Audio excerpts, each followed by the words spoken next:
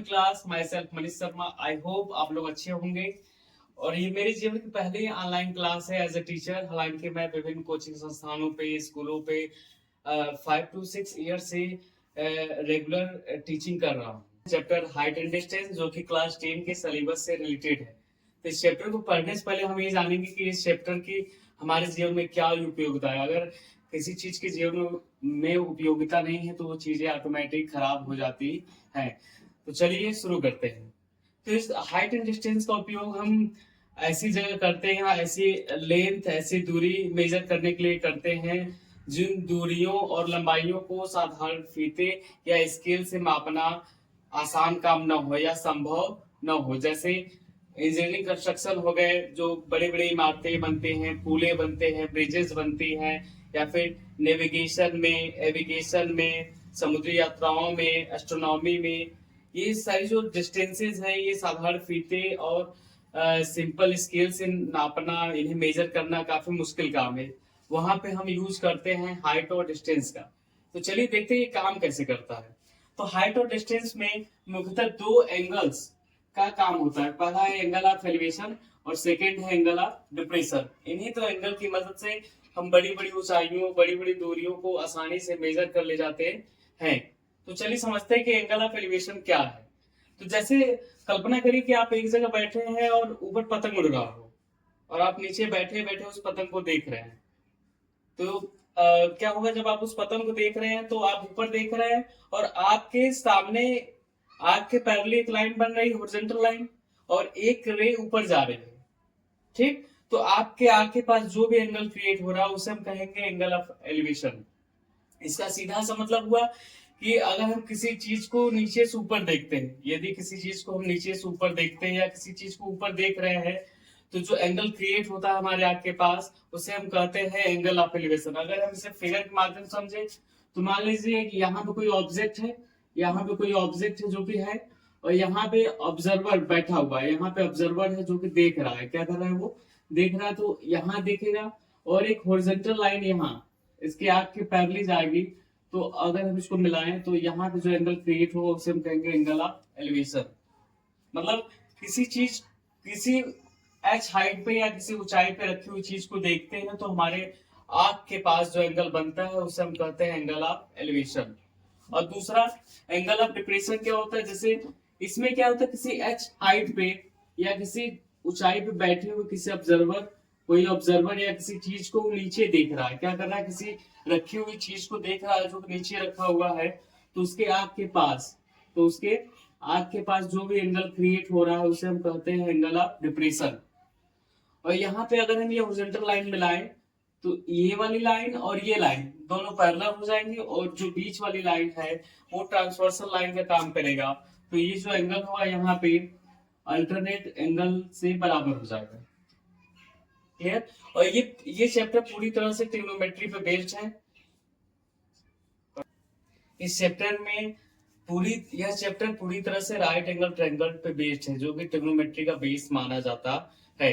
तो अगर आपको सारी आइडेंटिटी लर्न है अच्छे से ट्रिग्नोमेट्री का, तो जैसे साइन, यदि हम एक्यूट एंगल थीटा ले लें, sine theta, cos theta, tan theta, cot theta, sec theta, cosec theta, अगर आपको ये सारी आइडेंटिटी लर्न है और इनकी ट्रिग्नोमेट्रिक वैल्यूज लर्न है तो आप ये चैप्टर आसानी से कर ले जाएंगे। चलिए इसको एक एग्जांपल के साथ समझते हैं कि हम इन आइडेंटिटीज का यूज कैसे करेंगे। ठीक, जैसे सपोज करिए कि यहाँ पे कोई एक पेड़ है, ये कोई ट्री है, और यहाँ पे एक चिड़िया बैठी हुई है, और यहाँ पे कोई व्यक्ति है जो इस चिड़िया को देख रहा है। तो इसकी आंख के पास एक एंगल क्रिएट हो रहा है 45 डिग्री का, और इस पेड़ का जो फुट है इस व्यक्ति तक का जो डिस्टेंस है, मान लेते सपोज कि 10 मीटर है। तो हमें इस पेड़ की हाइट फाइंड आउट करनी है। फिर से एक बार क्वेश्चन समझ लेते हैं। एक पेड़ है जिसके ऊपर कुछ चिड़िया बैठी हुई है और एक व्यक्ति इसको देख रहा है। तो व्यक्ति और पेड़ के फुट का जो डिस्टेंस है वो 10 मीटर है। तो हमें इस पेड़ की हाइट फाइंड आउट करनी है। तो इसको नेम कर लेते हैं ए, बी, सी, और ये राइट एंगल ट्रायंगल है। तो अब हम ये सीखने वाले हैं कि जो आइडेंटिटी है sine theta, cos theta, tan theta, cot theta, sec theta, cosec theta, हम इसका यूज कैसे करेंगे। तो चलिए समझते हैं।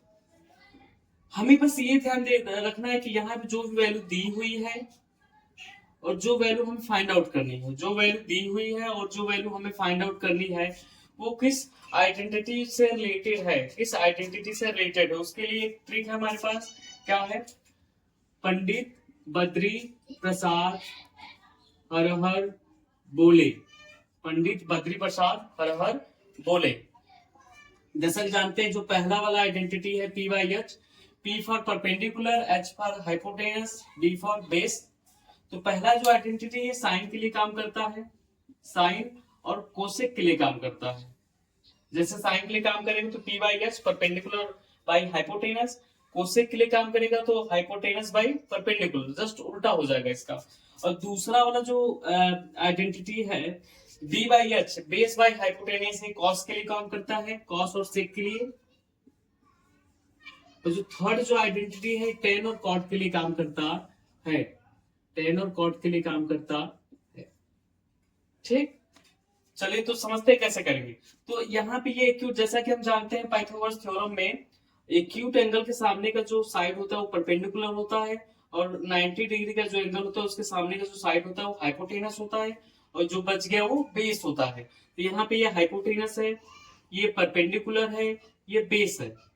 तो जो जो हमें फाइंड आउट करना है वो, और जो गिवन है वो, हम देखेंगे दोनों में कौन सी आइडेंटिटी लग रही है। तो ये बेस है, ये परपेंडिकुलर है। तो परपेंडिकुलर और बेस हम देखेंगे कौन सी आइडेंटिटी है। तो टेन और कॉट में आ रहा है, किसमें आ रहा है? टेन और कॉट में। तो इसमें टेन लगेगा, या तो हम टेन लगा सकते हैं या तो कॉट लगा सकते हैं। चलिए कोई इसको सॉल्व करके देख लेते हैं। तो कैसे सॉल्व करेंगे? हम लिखेंगे इन ट्राइंगल ABC, अब जो आइडेंटिटी इसमें लग रही है उसको लिख लेंगे टेन एक्यूट एंगल थीटा, तो theta tan theta is equal to what? P by B. पहले हम लिख लेते हैं identity P by B, and then tan theta is equal to, P कितना है? परपेंडिकुलर साइड कितनी है? ए बी है, ए बी, एंड बेस वाली साइड कितनी है? BC, BC लिख लेते हैं। अब यहाँ थीटा की जो वैल्यू दी है 45 डिग्री, तो यहाँ पे हम वैल्यू रखेंगे tan 45 is equal to, A B हमें फाइंड आउट करना है तो ए बी को ए बी रहने देते हैं। आप एच भी फाइंड आउट एच भी लिख सकते हैं, आपके ऊपर है, कोई प्रॉब्लम नहीं। और BC की वैल्यू है 10। तो जब हम tan 45 की वैल्यू निकालेंगे ट्रिग्नोमेट्रिक टेबल से, तो हम पाते हैं tan 45 की वैल्यू होती है 1, और ए बी अपॉन 10, जब हम क्रॉस मल्टीप्लाई करेंगे तो हम पाते हैं A B is equal to 10 metre. तो ऐसे हम जो ट्री हमारा पेड़, उसके हम हाइट निकाल सकते हैं 10 मीटर।